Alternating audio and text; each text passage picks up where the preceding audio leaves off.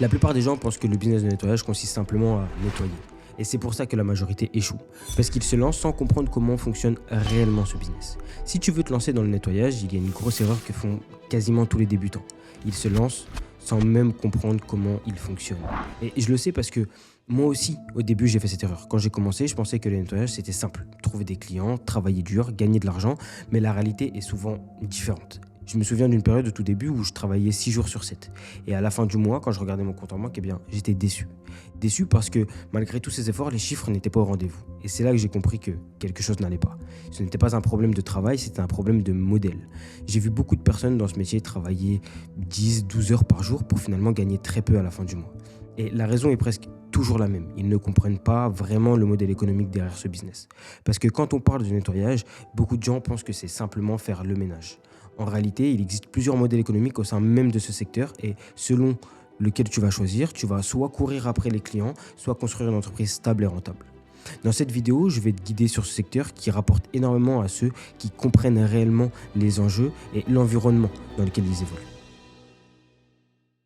Le premier type de nettoyage, c'est celui que la plupart des gens imaginent quand on pense au business de nettoyage. On pense directement au ménage chez les particuliers. Appartements, maisons, ménage classique. Et honnêtement, c'est souvent par là que beaucoup de personnes commencent. C'est simple à comprendre, tu n'as pas besoin d'une grosse structure et surtout tu peux commencer avec très peu de matériel. Je me souviens que quand j'ai commencé à regarder ce secteur, je voyais partout des annonces cherche personne pour ménage, recherche femme de ménage, nettoyage d'appartements. Quand tu veux entreprendre rapidement, tu te dis c'est parfait, il suffit de trouver quelques clients et let's go. Et c'est pour ça que pour démarrer, c'est une bonne porte d'entrée. Mais voilà l'erreur classique que j'ai faite et que beaucoup d'entrepreneurs font encore. Au lieu de voir ce modèle comme une étape de démarrage, j'ai voulu en faire toute mon activité. Et c'est là que le modèle commence à montrer ses limites. Les prestations sont moins bien payées, tu dois te déplacer beaucoup et tu échanges surtout ton temps contre de l'argent. Imagine 2 minutes. Si chaque jour tu arrives à gagner 200 euros et que allez, tu te reposes le dimanche. Tu vas faire grossièrement 4800 euros par mois. Ça te paraît pas mal comme ça, mais quand tu enlèves les charges, les déplacements, l'usure du matériel et que tu réalises que tu travailles 10 heures par jour pour ça, tu comprends vite que tu viens de te créer un deuxième CDI et tu es toi-même ton employé. Le pire dans tout ça, tout peut s'arrêter du jour au lendemain. L'erreur classique ici, et c'est un piège dans lequel beaucoup tombent, c'est de négocier à la baisse. Ils voient qu'un concurrent propose 15 euros de l'heure, alors il propose 13 euros, puis l'autre fait 12, alors ils descendent encore, et à la fin, tu travailles pour presque rien, avec des clients qui te respectent de moins en moins parce que toi-même, tu t'es dévalué. Ne joue jamais à ce jeu-là.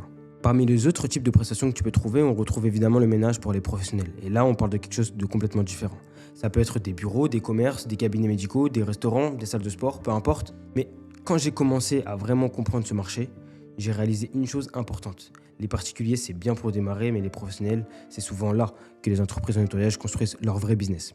Pourquoi ? Eh bien parce que les professionnels fonctionnent beaucoup avec des contrats récurrents. Un bureau peut avoir un besoin de nettoyage 3 fois par semaine, un cabinet médical peut demander un passage tous les jours, un restaurant aura besoin d'entretien régulier et contrairement aux prestations ponctuelles, ici tu peux signer des contrats mensuels. Donc au lieu de chercher un client chaque semaine, tu construis un portefeuille de contrats et petit à petit ton activité devient beaucoup plus stable.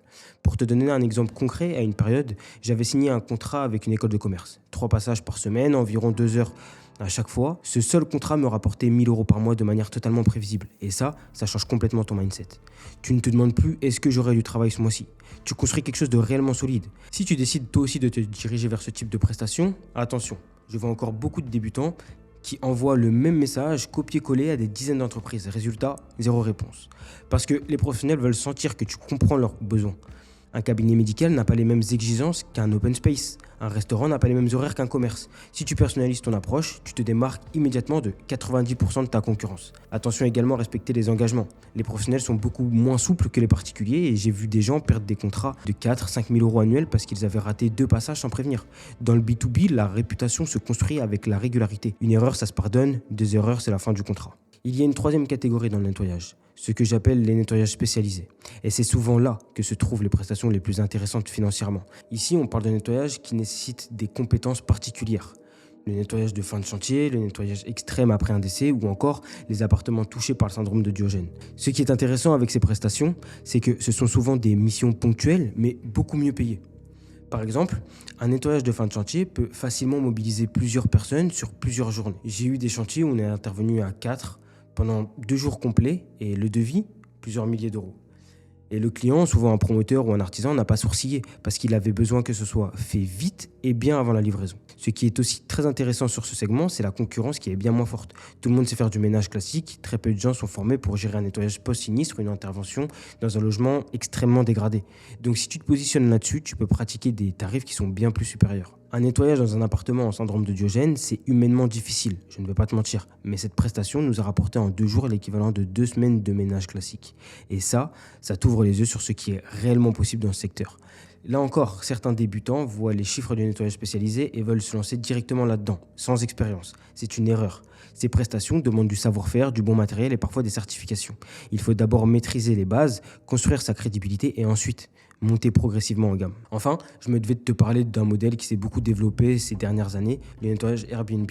Avec l'explosion des locations courte durée, beaucoup de propriétaires cherchent des personnes capables de gérer les remises en état rapide entre 2 voyageurs. Tu fais des interventions régulières, rapides, souvent avec un bon volume. Ce modèle peut être très intéressant pour créer du volume rapidement. Si tu gères une dizaine de locations, tu peux rapidement avoir une activité bien remplie. Mais attention, les attentes sont élevées et les prix sont assez encadrés.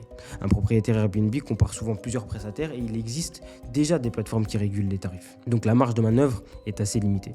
Ici, le plus important, c'est de se sécuriser avec un contrat. Certains prestataires se retrouvent à bloquer leur agenda pour un propriétaire Airbnb et du jour au lendemain, plus rien. Sans contrat, tu n'as aucune protection. Même sur ce segment, contractualise toujours tes relations. En réalité, les entreprises du nettoyage qui fonctionnent le mieux ne choisissent pas un seul modèle.